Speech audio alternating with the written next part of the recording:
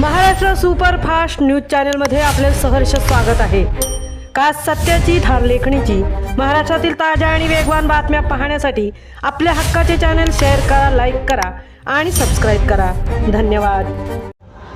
वाकण गोपाळवाडी येथे दुचाकी अपघात, एक जागीच ठार, एक गंभीर जखमी। पोलादपूर तालुक्यातील वाकणगाव हद्दीतील गोपाळवाडी येथे भीषण दुचाकी अपघातात एका युवकाचा जागीच मृत्यू झाला असून दुसरा युवक गंभीर जखमी झाला आहे। ही घटना पोलादपूरकडून गावच्या दिशेने जाणाऱ्या रस्त्यावर घडली।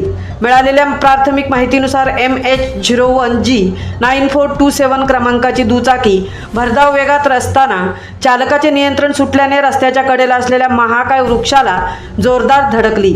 या अपघातात दुचाकीस्वार रोहित धनावडे यांचा जागीच मृत्यू झाला तर मागे बसलेला एक युवक गंभीर जखमी झाला आहे। घटनेची माहिती मिळताच पोलादपूर पोलीस स्टेशनचे पोलीस तात्काळ घटनास्थळी दाखल झाले। त्यानंतर मृत रोहित धनावडे राहणार लहुळसे तालुका पोलादपूर तसेच जखमी युवक तोही राहणार लहुळसे तालुका पोलादपूर अशी प्राथमिक माहिती मिळते। सदर उपचारासाठी ग्रामीण रुग्णालयात दाखल करण्यात आले असून जखमीची प्रकृती गंभीर असल्याने पुढील उपचारासाठी त्याला माणगाव येथे हलवण्यात आल्याची माहिती मिळत आहे।